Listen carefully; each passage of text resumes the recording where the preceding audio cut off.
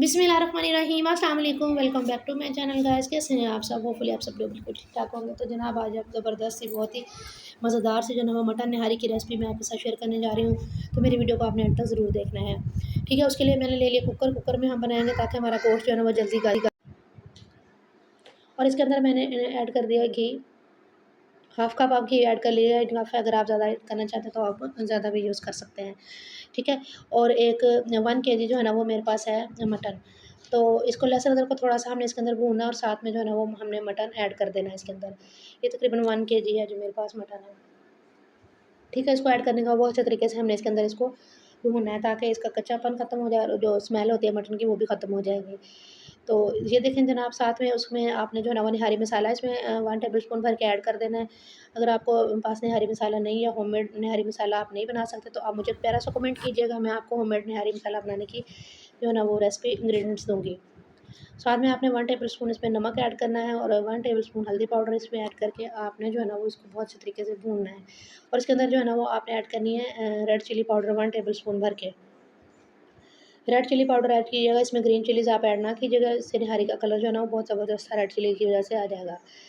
तो ये देखिए इस तरह से आपने गोश्त को बहुत अच्छे तरीके से इसके अंदर जो है ना वो मटन को भून लेना है। उसके बाद जो है ना एक बारीक चॉप किया हुआ मैंने प्याज़ इसके अंदर ऐड किया। कुछ लोग इसके अंदर प्याज़ जो है ना वो नहीं ऐड करते निहारी के अंदर, तो लेकिन मैंने जो है ना वो प्याज़ इसके अंदर ऐड किया, इसका बहुत ज़बरदस्त अच्छा-सा टेस्ट आएगा इसमें।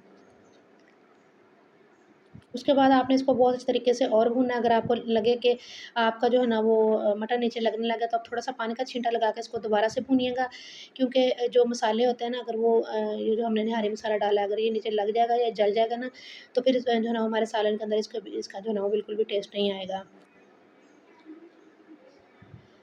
तो उसके बाद जो है ना वो हमने इसको अच्छे तरीके से भून लिया। अब इसके अंदर जो है ना वो मैंने ऐड कर देना है पानी और इसको करेंगे हम प्रेशर लगाएँगे तकरीबन आधे घंटे के लिए, तो ताकि हमारा मीट जो है ना वो अच्छे तरीके से टेंडर हो जाए।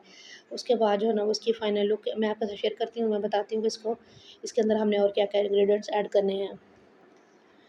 तो ये देखें जनाब, मैंने इसको लगाया था प्रेशर, इतना पानी डाला था जैसे कि आपको ऊपर नज़र आ रहा है निशान बना हुआ था, इतना कम हो चुका है। तो ये मैंने इसकी जो तरी इसके ऊपर होती है ना ऑयल, वो अलग कर लिया ताकि ये एंड पे हम इसके अंदर डालेंगे। तो यहाँ पे मैंने 3 टेबल स्पून ले लिया है आटा लिया है, गंदम का आटा, घर का आटा जिससे हम लोग रोटी बनाते हैं वो लिया है। इसके अंदर हमने पानी डाल के इसका बहुत ज़बरदस्त अच्छा सा घोल रेडी कर लेना है। तो इसका आपके जो मिक्सर रेडी करेंगे तो आपने ये ख्याल रखना है इसके अंदर लम्स बिल्कुल ना रहें। अगर ये लम्स रहेंगे तो आपके बिल्कुल सालन में भी ऐसे हो जाएंगे और सालन में जो है आप डालेंगे ना तब ये ख़त्म नहीं होंगे। तो ये देखें यहाँ पे हमारा जो है ना वो शोरबे को हमने जितना गाढ़ा करना है उतना हमने ये इसके अंदर थोड़ा-थोड़ा करके ऐड करते जाना है और उसको हमने हिलाते जाना है।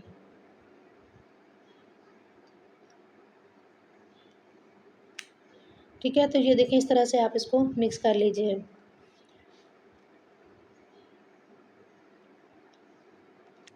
3 टेबलस्पून मैंने डाला था, साथ में थोड़ा-सा पानी डाल के इसको मैंने मिक्स किया था। तो डालने के बाद इसको आपने 10 से 15 मिनट के लिए थोड़ी देर और पकाना है ताकि आटे का जो कच्चापन है वो इसमें से ख़त्म हो जाए। तो हमारी निहारी जो है ना वो रेडी हो चुकी है। मैंने 10 मिनट इसको और रेडी किया पकाया था।